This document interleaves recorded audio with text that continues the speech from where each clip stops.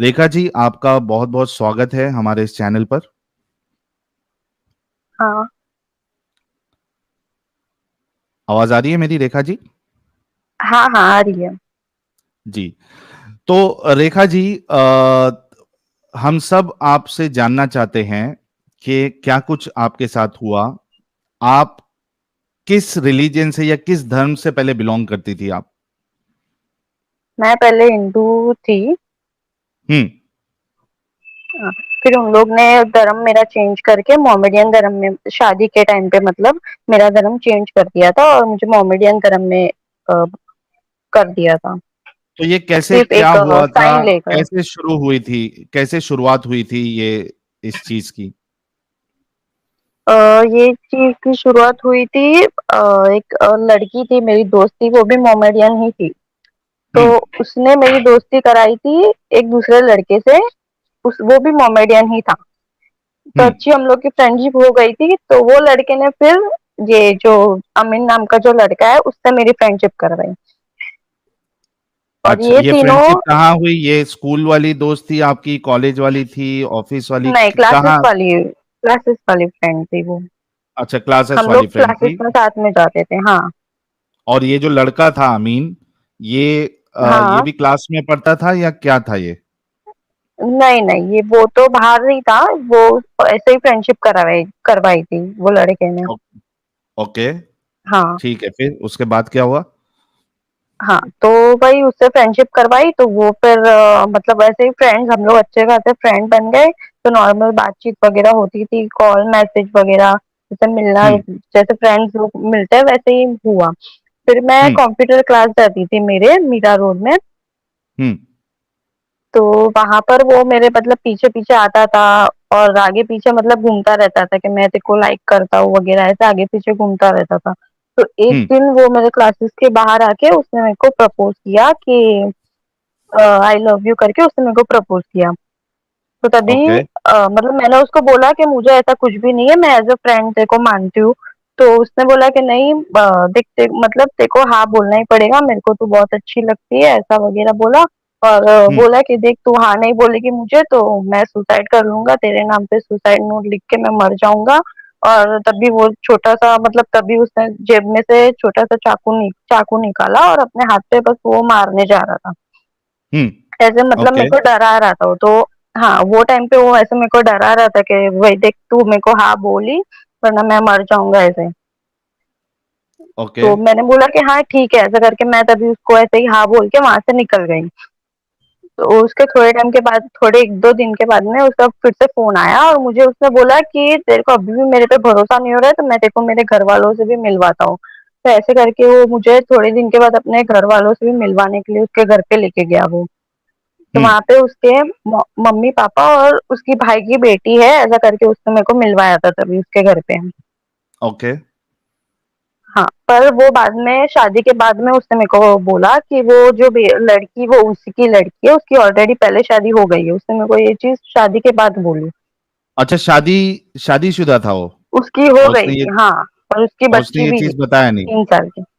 नहीं, पहले नहीं बताया था उसने, शादी के बाद में बताया, शादी हो अच्छा, जाने के लेकिन बाद। मेरा सवाल आपसे फिर ये है कि जब उसने आपको इस तरीके की धमकी दी, सुसाइड की और हाँ। चाकू वाकू उसने बताया, तो आपने अपने पेरेंट्स को बताना जरूरी नहीं समझा कि इस तरीके से ये मुझे फोर्स कर रहा है? नहीं, क्योंकि उसने ऐसा मतलब ऐसा डरा दिया था पूरी तरीके से कि मतलब मैं एकदम ही मतलब डर गई थी कि मैं किसको क्या बोलूँ ऐसा। मेरे को लगा कि ठीक है, मैं तब वहां से निकल गई तो मुझे लगा कि ठीक है वो अभी आगे ऐसा कुछ मतलब करेगा नहीं। तो मैं तभी वहां हम्म, से निकल गई थी, पर उसके बाद में तो मेरे पीछे ही पड़ गया था। फिर मतलब ऐसे मिलवाया उसके, फिर थोड़ी दिन के बाद मेरे को फिर से उसने फोन करके बोला कि वो जो छोटी बच्ची है उसकी तबीयत खराब हो गई तो जल्दी घर पे आ, उसको हॉस्पिटल लेके जाना है, ऐसा करके उसने मेरे को फिर से अपने घर पे बुलाया। हम्म। तो जब मैं उसके ओके, घर पे गई तो कोई भी नहीं था, तो मैंने उसको पूछा कि वो अकेला ही था, तो मैंने उसको पूछा कि वो लड़की कहाँ पे, उसका नाम आयजा है, वो जो बच्ची है उसका नाम। हम्म। तो मैंने उसको बोला कि वो कहाँ पे, तो उसने बोला कि कोई भी नहीं है घर पे, मुझे तेरे से मिलना था इसीलिए मैंने तेरे को बुलाया। और ऐसे करके उसने घर का दरवाजा बंद कर दिया और फिर उसने बोला कि आप बैठ करके, ऐसे ही हम लोग बैठे। हम्म। तो तभी मतलब फिर से उसने जबरदस्ती मेरे को ऐसे डराने लगा कि देख अभी तू यहाँ पे आ गई है तो मैं तेरे को जो बोलूँ तेरे को वही करना पड़ेगा, ऐसे करके उसने तभी मेरे साथ जबरदस्ती की। तू देख अभी यहाँ पे आ गई है तो मैं तेरे नाम पे सुसाइड नोट लिख के अभी मर जाऊंगा, तो यहाँ पे मतलब प्रूफ भी हो जाएगा देख के देख तू यहाँ पे आई थी और तेरे वजह से मैं मर गया, ऐसे करके वो मेरे को ब्लैकमेल कर रहा था तभी और डरा रहा था। ओके। और तभी मतलब उसने मेरे साथ जबरदस्ती किया और तभी उसने वीडियो बना लिया, वो मुझे मालूम नहीं कि उसने वीडियो बनाया ऐसा। हम्म। मेरा न्यूड वीडियो बना लिया था उसने तब। ओके। तो उसके थोड़े दिन के बाद उससे फिर मेरे को अराउंड मार्च में या ऐसा उसने मेरे को महीने में मार्च के महीने में 2022 हम्म।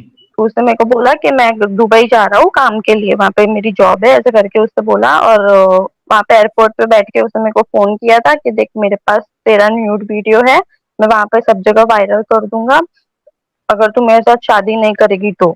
ऐसा मतलब हम्म। उसने तभी मेरे को ब्लैकमेल किया। तो मैंने उसको बोला कि देख मेरे को ऐसा अभी कुछ नहीं है, मैंने अभी इस बारे में ऐसा कुछ सोचा नहीं है और मुझे ऐसा कुछ मतलब अभी नहीं करनी है शादी। तो बोला कि नहीं तेरे को करनी पड़ेगी, मैं जब दुबई से आऊंगा तो तेरे को मेरे साथ शादी करनी पड़ेगी, हम लोग पेंट्रा कोर्ट में वगैरह वो सब कुछ मैं कर लूंगा और ये चीज तू किसी को बताना नहीं, और तू हम्म। बताएगी तो मैं तेरे पूरे फैमिली वालों को और दुबई में हर जगह तेरा वीडियो वायरल कर दूंगा, सबको भेज दूंगा तेरा वीडियो, तो तू कहीं की नहीं अच्छा। रहेगी, ऐसा करके वो मेरे को ब्लैकमेल किया उसने तभी। हम्म। फिर जब वो दुबई से आया तो ऐसे ही मिला वगैरह, और फिर जब 20 जून को उसने मेरे को ऐसे ही मिलने के लिए मेरे को बुलाया उसने कि तू मिलने के लिए आ। हम्म। तो मैं मिलने के लिए गई तो उसने बोला कि हम लोग घूमे वगैरह ऐसे नॉर्मल, फिर अचानक उसने मेरे को रात को बोला कि अभी तेरे को घर पे जाने का ही नहीं है, तू तेरे घर वालों को मैसेज डाल दे कि आज हम लोग ने शादी कर दी ऐसा, और तेरे को कल जाने का है घर पे। तो वो मेरे को तभी भेज ही नहीं रहा था, तो तभी हम लोग की लड़ाई भी हो गई थी कि तू मेरे को भेज क्यों नहीं रहा है ऐसा वगैरह ऐसा सब। तो उसने बोला कि नहीं तेरे को मैं तेरे को जाने ही नहीं दूंगा, अगर तू यहाँ से गई तो मैं अभी जाके कहीं मर जाऊंगा या तो फिर कुछ भी कर लूंगा। तो तभी भी मेरे हम्म। को डरा रहा था और फिर वो बोला कि तेरे घर वालों को मैसेज डाल दे कि आज हम लोग ने शादी कर ली है ऐसा। पर वो दिन हम लोग ने शादी नहीं की थी, उसके नेक्स्ट डे शादी की थी। ओके। तो शादी करने ट्वेंटी के लिए वन क्या जून को करवाया था उसने और कहाँ लेके गया था आपको? हाँ। हाँ, तो मतलब मेरे को बोला था कि हम लोग बांद्रा कोर्ट जा रहे हैं, तो वो दिन तो मुझे उसने घर पे भेज जाने नहीं दिया, और फिर दूसरे दिन सुबह में मेरे को बोला कि हम लोग बांद्रा कोर्ट जा रहे हैं, ऐसा करके वो मेरे को यहाँ से लेके गया घर पे। हम लोग तो बाहर ही थे तभी, तो वहां पे लेके गया। तो हम लोग जब जा रहे थे तो उसके ही दो दोस्त मतलब दो लड़के आए और वो आके मतलब बोले कि हम लोग को मस्जिद के तरफ से भेजा गया है आपके साथ चलने के लिए, मुझे ऐसा बोला। हम्म। और फिर दूसरे ने बोला कि मैं अभी आप हिंदू से मुसलमान बनने वाले हो तो आपको कैसा लग रहा है ऐसा, मुझे ऐसा पूछा। तो मुझे तभी कुछ मालूम नहीं था, तो मैं ऐसे शॉक में आ गई, तो मैंने उसको क्वेश्चन किया तो उसने टॉपिक चेंज कर दिया, तभी उसने मेरे को कुछ भी बोला नहीं। हाँ। फिर जब हम लोग बांद्रा पहुंचे तो डायरेक्ट मुझे बांद्रा कोर्ट नहीं, वो मेरे को एक काजी के पास में लेके गया, वहां पे ऐसे शॉप जैसा कुछ था, वहां पे वो मेरे को लेके गया।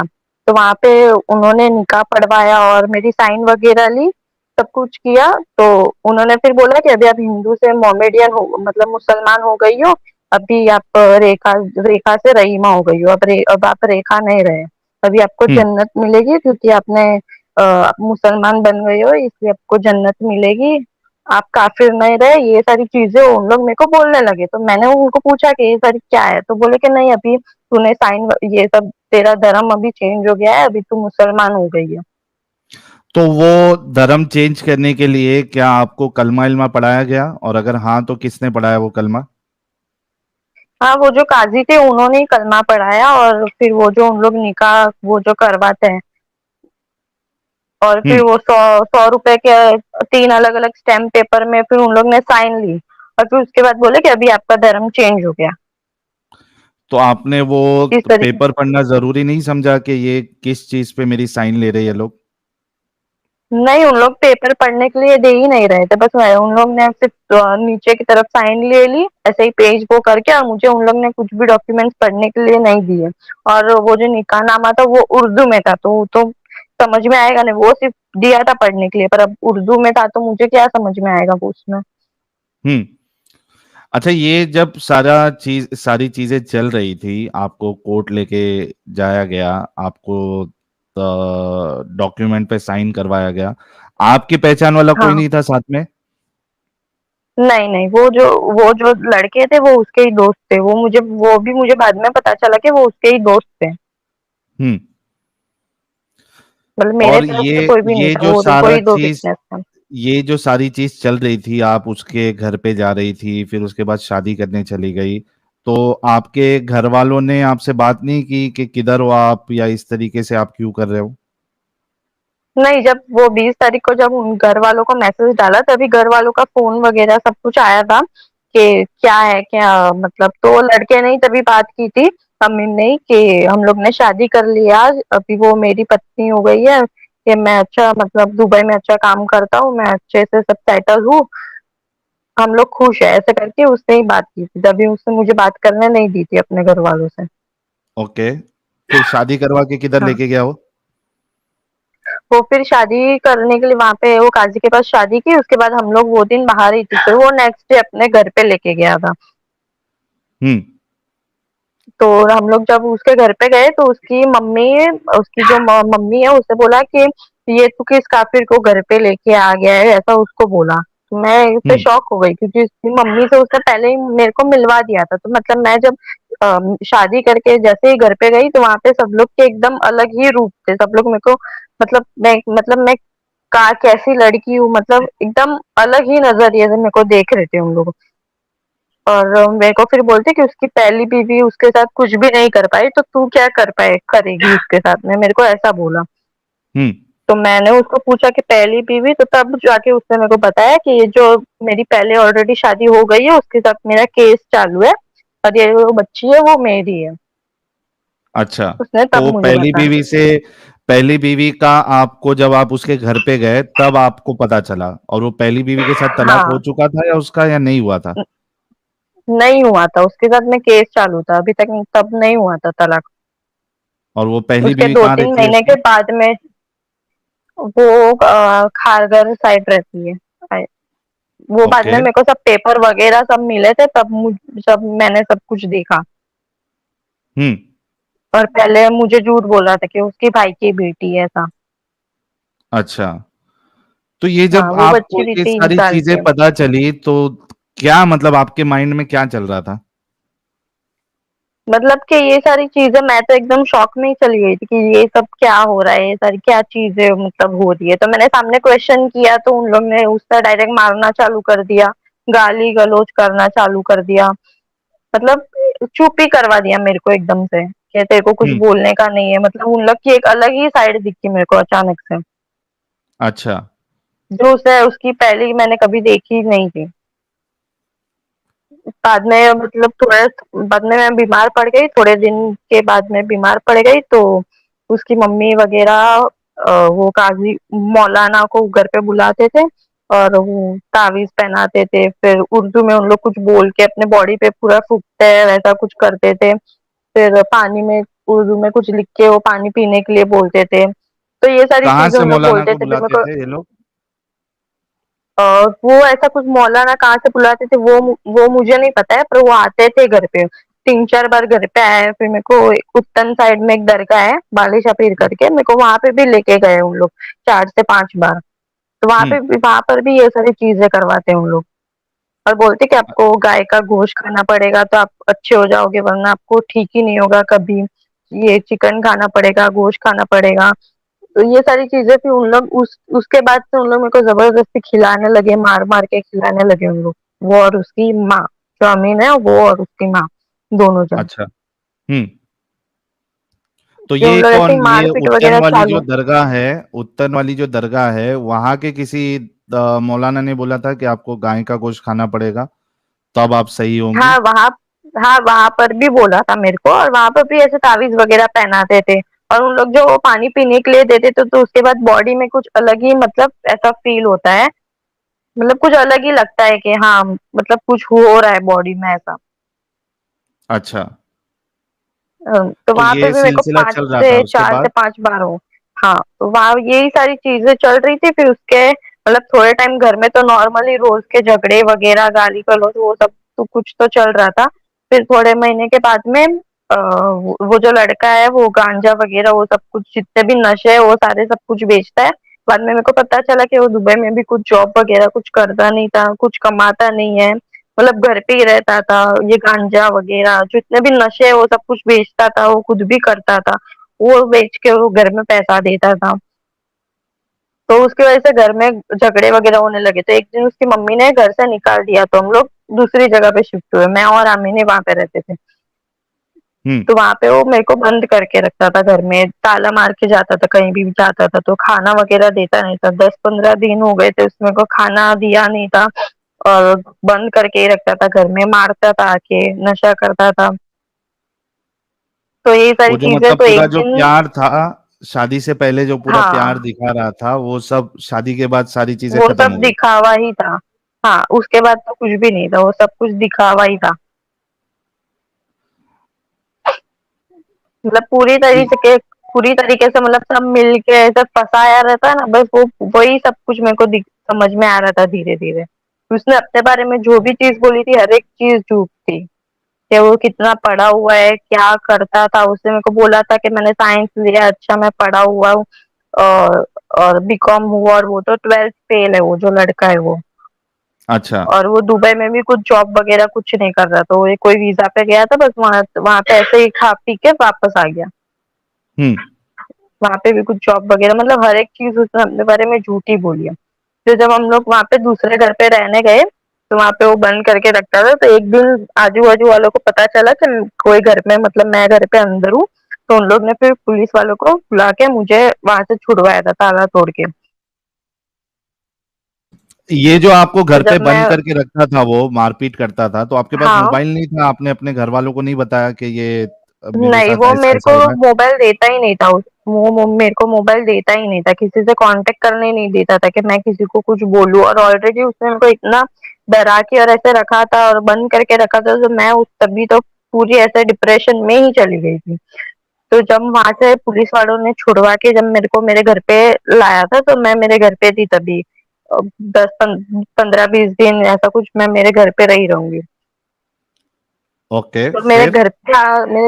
मेरे घर पे भी तभी वो आता था, कॉल वगैरह करता था मेरे घर वालों को, और मेरे घर पे आता जाता रहता था। फिर एक दिन उसको जब पता चला कि मैं घर पे अकेली हूँ, तो आके वो मतलब मेरे को तभी आया, एक दो दोस्त को लेके अपने, और मेरे को मतलब डराने लगा। और वो वीडियो बता रहा था कि देख तेरा ये वीडियो मैं वायरल कर दूंगा, अभी देख तेरे को तेरे भाई को भेज भेज रहा हूँ, मतलब मैं, तो अभी मेरे साथ नहीं चली तो। और वो चाकू भी लेके आया था, और उसके वो दो दोस्त थे उन लोग के पास भी था। तो उन लोग ऐसे मेरे को डरा के फिर से अपने साथ में उसके घर पे लेके गए हूँ, मेरे घर से। तो यार, ये इतना सब हो रहा था, और आपके घर वाले, मतलब जब आपको पुलिस ने छुड़ाया वहां से, पड़ोसियों ने जब पुलिस को बुलाया, ताला हाँ, तोड़ के आपको, मेरे ख्याल से वो वीडियो भी आपका वायरल हुआ था, जिसमें हाँ, आ, वायरल हुआ था तभी वो वीडियो। हाँ, पुलिस वाले वो घर। ताला तोड़ रहे हैं। जी। तो आपके घर वालों के पास जब आप गई, और आपके घर वालों को तो जाहिर सी बात है आपने सारी चीजें बताई होगी, तो उन्होंने कोई एक्शन लेना मुनासिब नहीं समझा? नहीं, तभी मतलब मैं एकदम ही डिप्रेशन में गई थी, तभी मैं किसी से बातचीत वगैरह कुछ भी, क्योंकि वो बंद करके रखता था ना, तो मैं मेंटली पूरी डिस्टर्ब थी, और फिजिकली भी उसने मेरे को तभी इतना मतलब मारा हुआ था कि मतलब एकदम ही फुल मैं डिप्रेशन में ही थी तभी वो टाइम पे पूरा मैं। तो तभी मैंने बहुत मतलब ये सारी चीजें बोली नहीं थी घर पे, क्योंकि उसके पास अभी भी वीडियो था ना मेरा। तो उसकी वजह से वो मेरे को ब्लैकमेल वगैरह करता था, तो मैं पूरी तरीके से डरी हुई थी।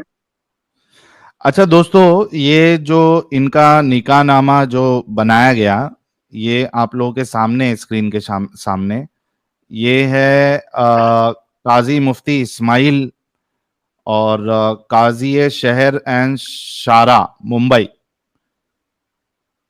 ये मुंबई का है, और इसमें आपको डेट ऑफ निकाह 21 जून 2022 को इनका निकाह किया गया, और उसके बाद फिर निकाह बैंड्रा में हुआ। ये सारी डिटेल्स इसमें मौजूद है, और ये वो लड़का है जिसके साथ इनका निकाह किया गया। ये देखिए, बाकायदा पूरा सिग्नेचर लेकर, विटनेस के साथ, ये पूरा खेल रचा गया है। ये देखिए, ये स्क्रीन पे आप लोगों के सामने है। बिल्कुल रिसेंट सा केस है। और आप सोचिए कि एक इंसान जो है इतने सारे वादे करता है, प्यार दिखाता है, फंसाता है।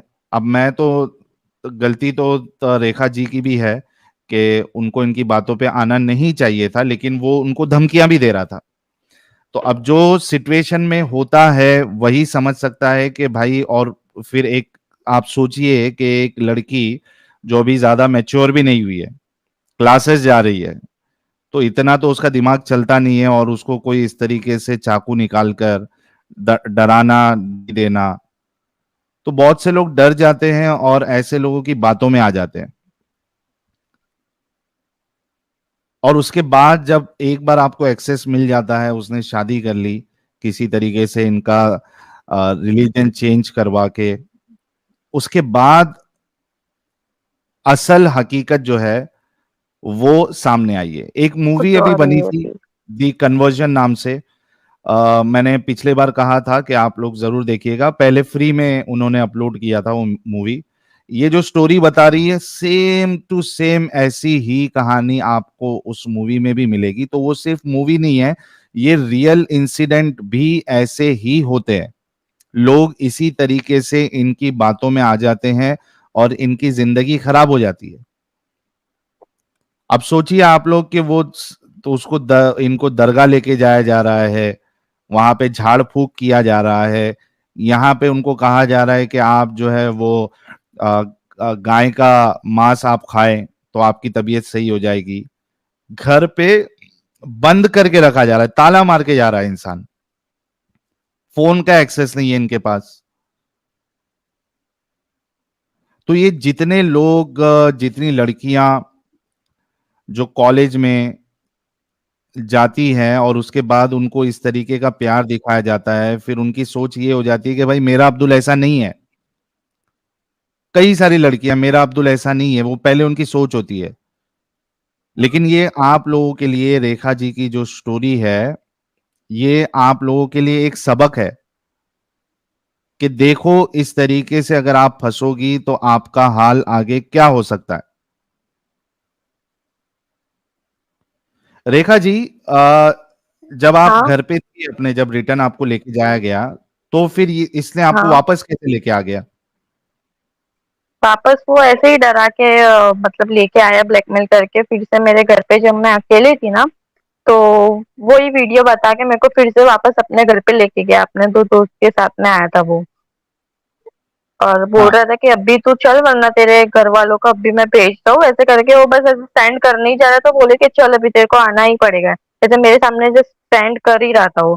तो फिर मैं उसके साथ में, तब उसके साथ में उसके घर पे फिर से चली गई। वो मेरे को जनवरी में फिर से वो लेके गया 2023। जी। तो उस उसके तो बाद? उसके थोड़े दिन के बाद में उसकी मम्मी दुबई गई थी, काम काम से, बोली कि काम से मैं दुबई जा रही हूँ, ऐसा बोल के वो दुबई गए। तो वहां से रिटर्न आने के बाद में वो मतलब मेरे पीछे ही पड़ गए थे मुझे दुबई भेजने के लिए, 3-4 लड़की लोग के साथ, कि तू तेरा पासपोर्ट मांग। और मेरा पासपोर्ट मेरे मॉम डैड के पास था, तो मेरे पीछे ही मतलब उसके लिए भी मेरे को मारते थे और बोलते थे कि तू तेरा पासपोर्ट लेके ही आ, वरना तेरे को दुबई जाना है, वहां पे काम है, ऐसा करके कि तू एयरपोर्ट से रिटर्न आ जाना, ऐसा तेरे को 3-4 लड़की लोग के साथ जाना है, तू तेरा पासपोर्ट मांग। तो उसके लिए मेरे को फोर्स कर रहे थे, मार रहे थे। उसके लिए भी खाना नहीं दे रहे थे कि तू मांग तो ही तेरे को खाना देंगे। तो ये सारी चीजें उन लोग तभी कर रहे थे मुझे दुबई भेजने के लिए। तो आप गई या नहीं गई फिर दुबई? नहीं, नहीं, मैंने पासपोर्ट मेरे घर वालों ने दिया ही नहीं। वो लड़का भी मेरे घर वाले मॉम डैड उन लोग को, भाई को फोन कर रहा था कि तो अब पासपोर्ट दो, इसका काम है, हम लोग को बाहर जाना है घूमने के लिए। मेरे घर वालों को ऐसे बोल रहे थे कि हम लोग को घूमने जाना है, उसका पासपोर्ट दो। पर मेरे घर वालों ने बोल दिया कि पासपोर्ट है ही नहीं हम लोग के पास, हम लोग ने जला दिया, ऐसा बोला था मेरे घर वालों ने। तो उन लोग ने फिर दुबई का वो तभी छोड़ दिया। तो शायद मेरे घर वालों ने वो टाइम पे पासपोर्ट दे दिया रहता तो आज, मतलब आज के दिन पे मैं यहाँ पे नहीं बैठी रहती, वो मैं श्योर बोलती हूँ। कि मतलब मैं दुबई में पता नहीं कहाँ उन लोग ने क्या किया रहता, तो पता नहीं। फिर उसके बाद? वही उसके बाद में वो फिर से उन लोग का घर पे झगड़ा वगैरह चालू होने लगा। फिर धीरे धीरे और सारी चीजें मेरे को पता चली कि मतलब उसकी कितनी सारी मतलब हरकतें, सारी चीज़ें, मतलब हर एक चीज़ झूठी थी। उसकी मम्मी मम्मी भी मारती थी, खाना वगैरह नहीं देती थी, फुल टॉर्चर, मतलब बोले ना एकदम ही टॉर्चर करते थे। फिर घर में ही रखते थे, कहीं बाहर आने-जाने नहीं देते थे। फिर रमज़ान के महीने में मेरे को बोलते थे कि तेरे को खाना नहीं देंगे, तेरे को रोज़ा रखना ही पड़ेगा। तू नहीं रखेगी तो तेरे को खाना ही नहीं देंगे, तो तू कैसे, मतलब पानी भी पीने नहीं देंगे, तेरे को रोज़ा रखना पड़ेगा। फिर ज़बरदस्ती उसके साथ में मेरे को नमाज़ पढ़वाती थी उसकी मम्मी, जो थी वो। अच्छा, जी, इसी तरीके से मामला चलते जा रहा था आपका। हाँ। ओके, फिर उसके बाद क्या हुआ? फिर फिर उन लोग का वही मार-पीट वगैरह चालू होगी, वो भी कुछ काम वगैरह कुछ भी नहीं करता था। फिर मेरी फिर से मतलब तबीयत वगैरह ज़्यादा खराब होने लगी, तो मैंने उसको बोला कि मेरे को पैसे दे, मेरे को दवाई लेने से जाना है। तो उन लोग तभी भी मेरे को भी तभी पैसा वगैरह नहीं दे रहा था, तो तभी मैं मेरी दोस्त लोग से कॉन्टैक्ट करने का ट्राई कर रही थी कि तो उन लोग मेरी दोस्त लोग को भी मतलब धमकी वगैरह दे रहा था कि कोई इसकी मदद मत करो, ऐसा, मतलब मेरी दोस्त लोग को भी वो धमकी दे रहा था कि तुम लोग ने इसकी मदद की तो मैं पुलिस कंप्लेंट में बोल दूंगा कि तुम लोग इसको गलत लाइन में लेके जा रहे हो, ऐसा उन लोग मेरी फ्रेंड लोग को भी मतलब धमकियां देते थे वो, कि मेरी कोई मदद नहीं करे। फिर एक दिन उन लोग मेरे को सुबह से, मतलब जिस दिन मैं भागी 18 मई को मैं भागी वहां से घर से, तो उन लोग मेरे को तभी सुबह से उन लोग मार रहे थे। वो जो लड़का है अमीन और उसकी माँ, उन लोग सुबह से मेरे को मार ही रहे थे कंटिन्यूस, और वो भी 10-15 दिन से बोले ना नशा करके ही आ रहा था रोज, ड्रिंक करके आता था और मारता था रात में। तो मैं जिस दिन भागी उन लोग उस दिन मेरे को सुबह से मार रहे थे कि मतलब तू क्या करेगी, तू तो मतलब कहीं पे भी नहीं जा सकती अब, तू मतलब मुसलमान हो गई है, तेरे घर वाले भी तेरे से बात नहीं करते, तू जाएगी भी तो कहाँ जाएंगी। मतलब उन लोग को एक ऐसा वो हो जाता है कि अभी घर वाले भी बात नहीं करते हैं, तो अभी तू कहीं पे भी जाएगी ही नहीं, तू घूम फिर के मतलब यहाँ पे ही आ जाएंगी। उन लोग को एक ऐसा ऐसा हो जाता है। तो मैंने बोला कि कुछ नहीं, मैं मर जाऊंगी तो भी चलेगा, पर यहाँ पे तो मेरे को रहना ही नहीं है। तो उन लोग तभी मेरे को जाने ही नहीं दे देते घर से बाहर। फिर भी मैं अपनी मतलब जान बचा के भाग के मैं डायरेक्ट पुलिस स्टेशन में एफआईआर लिखने के लिए गई।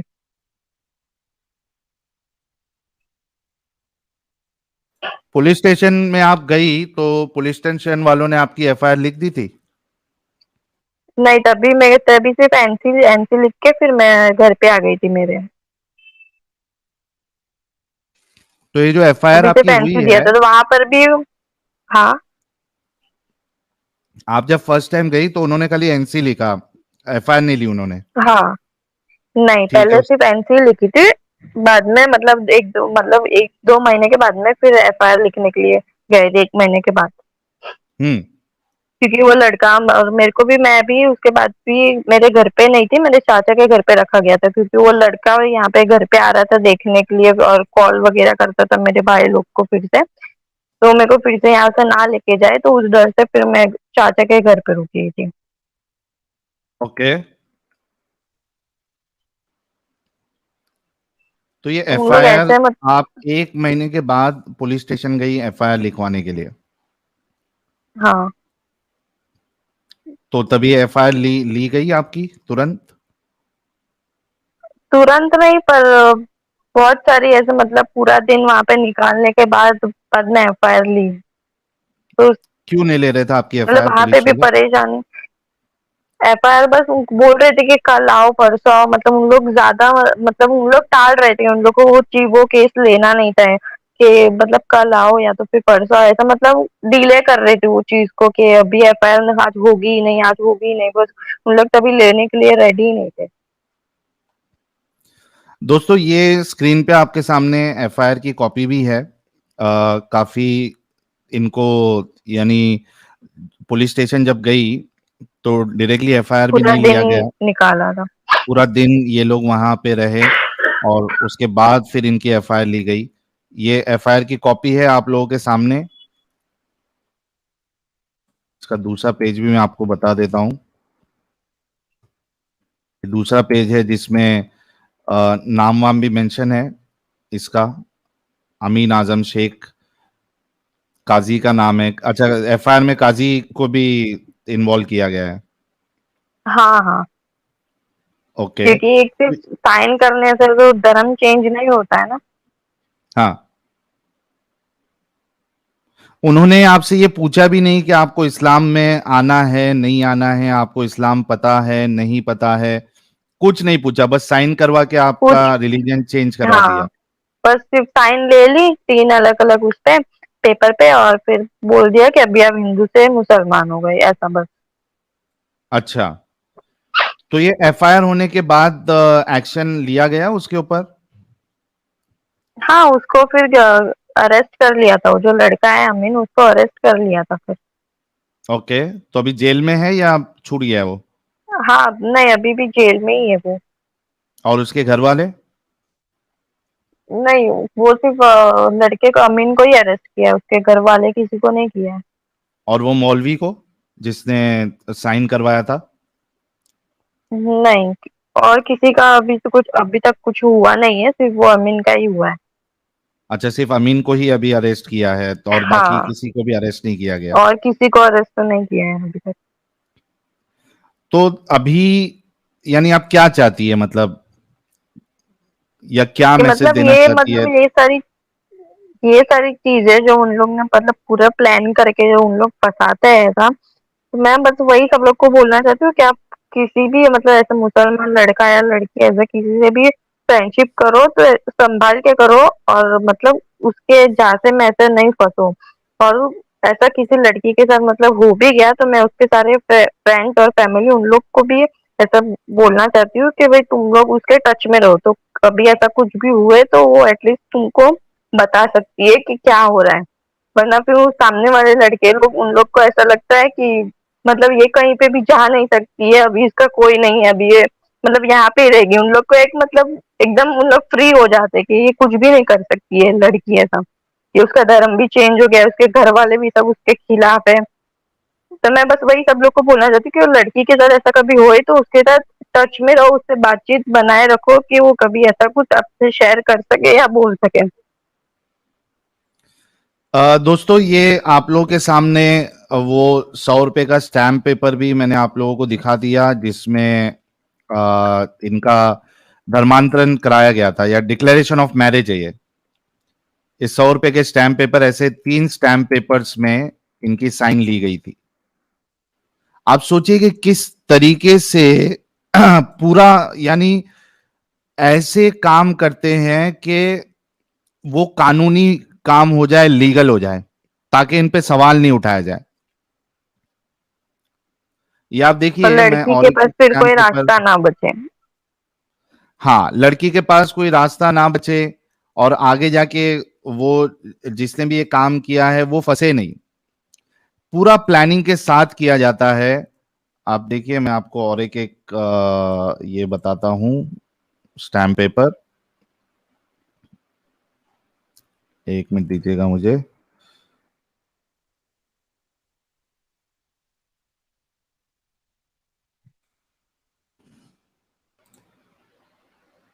ये आ क्यों नहीं रहा स्टैम्प पेपर, एक मिनट रुको।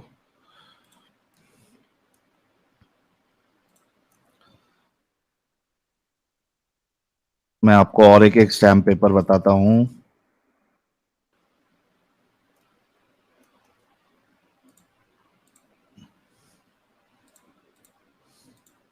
ये देखिए, ये और एक एक एफिडेविट है, 100 रुपए का स्टैम्प पेपर है। इस पे ये काजी का नाम भी है, काजी मुफ्ती इस्माइल। ये इस तरीके से पूरा का पूरा जो है, इसको एक लीगल रूप दिया जाता है ताकि फंसे नहीं। अब उसमें आ जाती है लड़की की साइन। अब वो बोलेगा कि भाई ये तो लड़की ने अपनी मर्जी से किया है। तो ये एक, रेखा जी के साथ जो हुआ है वो एक सबक है कई सारे लोगों के लिए, कि आपने इन चीजों में कभी नहीं फंसना है। ये लव जिहाद और प्यार में आ जाना किसी के, क्योंकि वो बहुत अच्छा आपको बन के दिखा रहा है, फिर आपको आपका जो है रिलीजन चेंज करवा रहा है, आपके साथ शादी कर रहा है, उसके बाद क्या हाल होता है।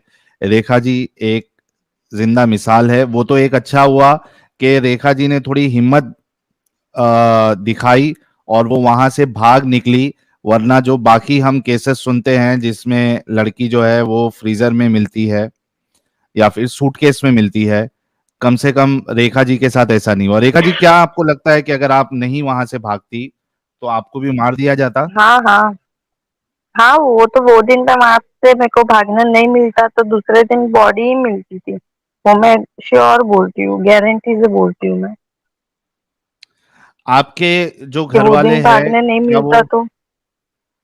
जी जी कंप्लीट करिए आप अपनी बात। हाँ वही, वो दिन घर पे से भागने वहां से नहीं मिलता तो मैं मतलब उन लोग मार ही डालते थे, क्योंकि वो दिन उसके हाथ में जो भी चीज आ रही थी वो चीज से कम मार ही रहे थे, मतलब उन लोग कंटिन्यूज मार रहे थे, हाथ तो उन लोग का रुक ही नहीं रहा था।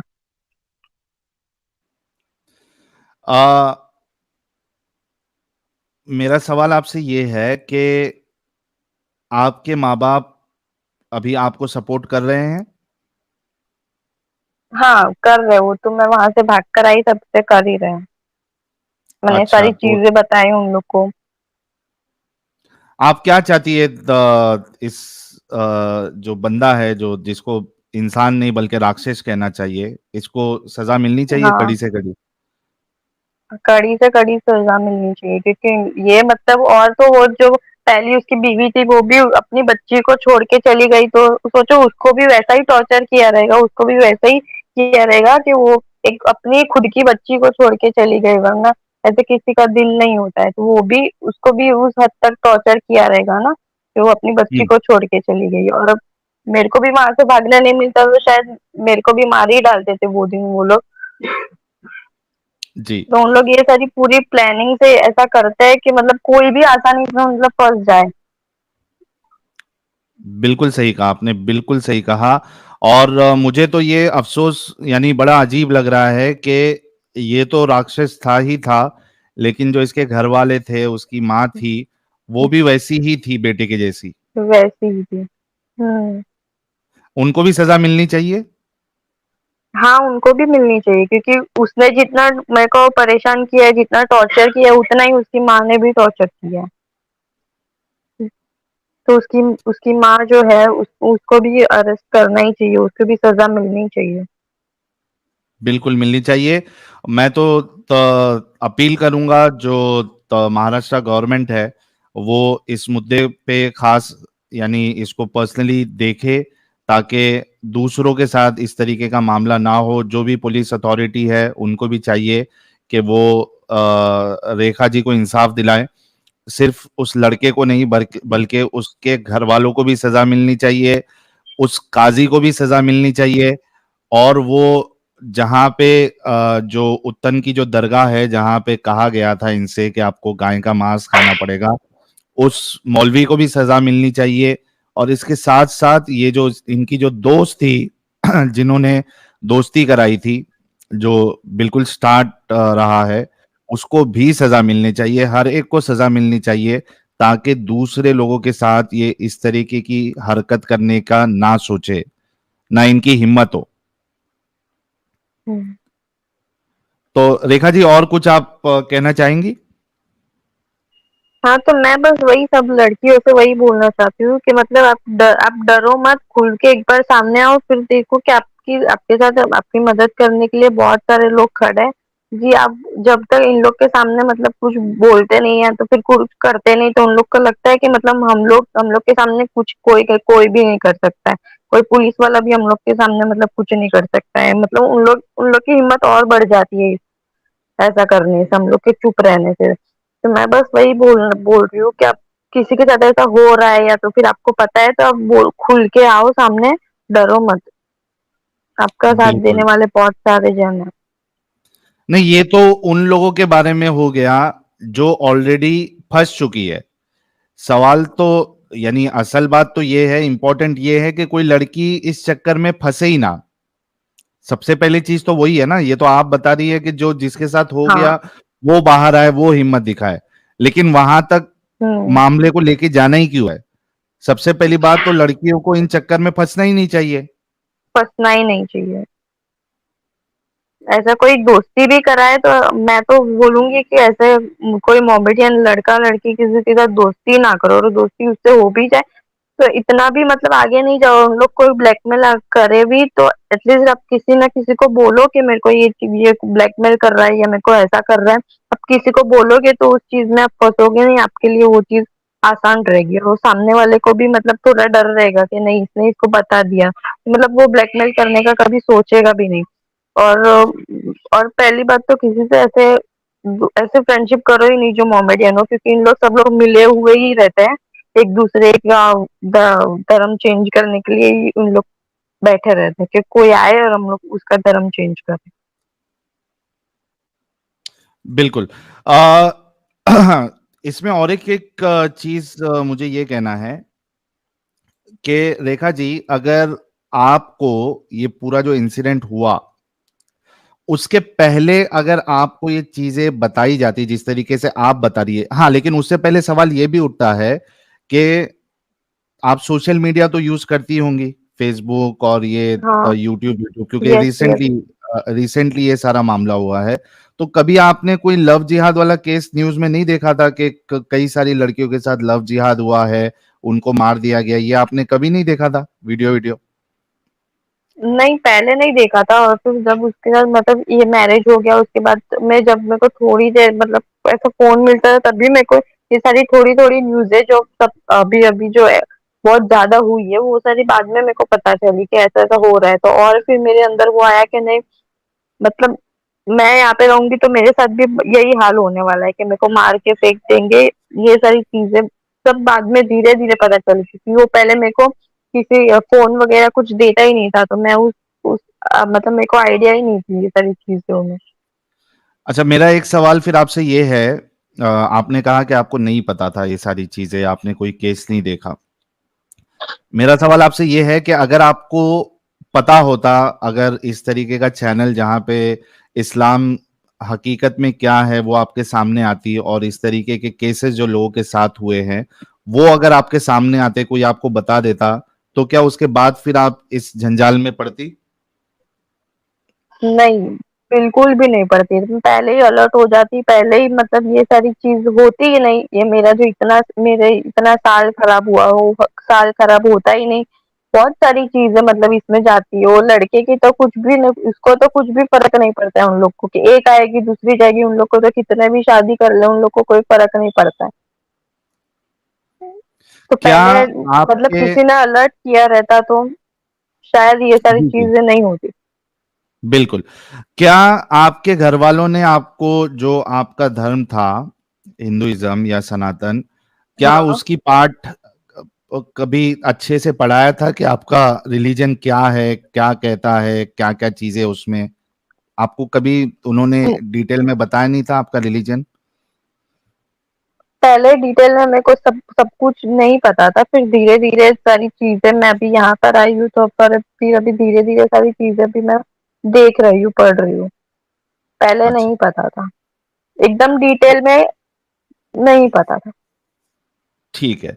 और ना ही आपके घर वालों ने कभी ये सीख आपको दी कि बेटा जब आप कॉलेज में जाओ या ट्यूशन में जाओ या क्लासेस में जाओ तो कोई भी मोमिन इस तरीके से आपको अप्रोच करे तो आपने अपने आप को संभालना है, इनकी चक्कर में नहीं पड़ना है, ये आपके माँ बाप ने कभी आपको बताया भी नहीं? नहीं पता है, क्योंकि अभी उन लोग को भी नहीं पता था कि ऐसा मतलब होता भी है या नहीं होता है। जब अभी ये सारी चीज़ें होने लगी रियल में, अब जब हुई तब सबको पता चला कि नहीं ऐसा भी होता है, और इतने मतलब ऐसे भी लोग होते हैं कि इतने हद तक जाए उन लोग। अच्छा दोस्तों, आप समझने की कोशिश करिए कि मैं ये सवाल क्यों कर रहा हूं रेखा जी से। मैं ये सवाल इस वजह से कर रहा हूं क्योंकि जितने लोग आप लोग देख रहे हैं आपको पता है कि इस तरीके की बातें होती है, इस तरीके से लोग जो है वो धोखा देते हैं और किसी की जिंदगी खराब कर देते हैं। लेकिन आप सोचो कि रेखा जैसी लाखों में लड़कियां हैं, करोड़ों में हैं, जिनको ये सारी चीजें नहीं पता है, वो कितना ज्यादा, यानी क्या कहते हैं उसको, विक्टिम बन सकती है, विक्टिमाइज हो सकती है, जिनको पता ही नहीं है, जैसा रेखा जी को पता ही नहीं था कि भाई ये इस तरीके की चीजें होती है। तो वो लड़कियां जिनको अभी तक ये चीजें नहीं पता है, तो जाहिर सी बात है कोई ना कोई अब्दुल तो ट्राई मारेगा, वो तो कोशिश करेगा। अब वो लड़कियां, उनको पता ही नहीं है, तो वो तो चक्कर में आ जाएंगी कई सारी लड़कियां। आप लोगों को पता है, उनको नहीं पता है, और जिनको नहीं पता है वो बहुत मुमकिन है कि वो इसमें फंसेंगी। बताने का मकसद है, सवाल करने का ये मकसद है कि अगर उन लड़कियों को ऑलरेडी आप बिठा के बताओगे कि ये आगे आपके साथ इस तरीके से हो सकता है, कोई ना कोई आपको अप्रोच करेगा, आई एम डेड श्योर कि कोई एक रेखा वाला केस नहीं आएगा। उसकी जिम्मेदारी लेगा कौन? कौन लेगा उसकी जिम्मेदारी? उसकी जिम्मेदारी घर वालों को लेनी पड़ेगी। बहुत से घर वाले शर्माते हैं कि यार हम अपने बच्चों से इस तरीके की बात कैसे करें। ओ भाई, शर्म को बाजू में रखो और बताओ उनको। और जितने लोग देख रहे हैं, अगर आप में से भी, अगर आपके घर वालों को, आपके घर में जो खास करके जो टीनेजर्स होते हैं, उनको बिठा के बताओ। सिर्फ देखने से काम नहीं बनेगा। और अगर आपने बता भी दिया है, तो अपने पड़ोसियों को, अपने दोस्तों को, अपने फ्रेंड सर्कल में वहां पे ये वीडियो शेयर करो और उनको बोलो कि भाई अपने घर वालों को, अपने बच्चों को ये सारी चीजें पहले से बता के रखो। प्रॉब्लम ये होता है कि हम लोग सिर्फ क्या करते हैं, देख लेते हैं वीडियो, उसके बाद खत्म, अपने तक रख लेते हैं। हर घर में हर बच्चों को जो टीनेज में पहुंच रहा है, उन सबको ये सारी चीजें पता होनी ही चाहिए। Prevention is always better than cure. बाद में ये सब आप पुलिस चौकी में जा रहे हो, इतनी इनकी जो 2-3 साल की जो जिंदगी है, और जितना टॉर्चर इन्होंने सहा है, जितना तकलीफ इन्होंने सहा है, ये वापस तो नहीं आएगी। तो उसको हम क्यों ना पहले ही रोक दे। इन बातों पे आप गौर करिएगा, बहुत ज्यादा जरूरी है। रेखा जी, बहुत बहुत शुक्रिया हमारे साथ जुड़ने के लिए और जी। आपकी कहानी बताने के लिए। आई एम श्योर कि आपके साथ पूरी टीम है जो आपको लीगल हाँ। मैटर में भी हेल्प कर रही है। और मुझे यस पूरी यस। उम्मीद है महाराष्ट्र गवर्नमेंट और महाराष्ट्र पुलिस से कि वो जल्द से जल्द जो ये शख्स है, ये और जितने लोग इसमें इन्वॉल्व थे, सबको कड़ी से कड़ी सजा दिलाए। पूरी उम्मीद है मुझे महाराष्ट्र पुलिस से। आप लोगों को अगर कोई भी हेल्प लगे तो जरूर बताइएगा। लॉयर्स तो आप लोगों के पास ऑलरेडी है, लेकिन उसके अलावा भी अगर कुछ ऐसा लगे तो आप मुझे कांटेक्ट कर सकती हैं। और मैं पूरी कोशिश करूंगा कि आपकी किसी तरीके से सहायता की जाए। Yes yes. Sure. Thank you so very much Rekha ji, अपना ख्याल रखिएगा। बहुत बहुत शुक्रिया जुड़ने के लिए।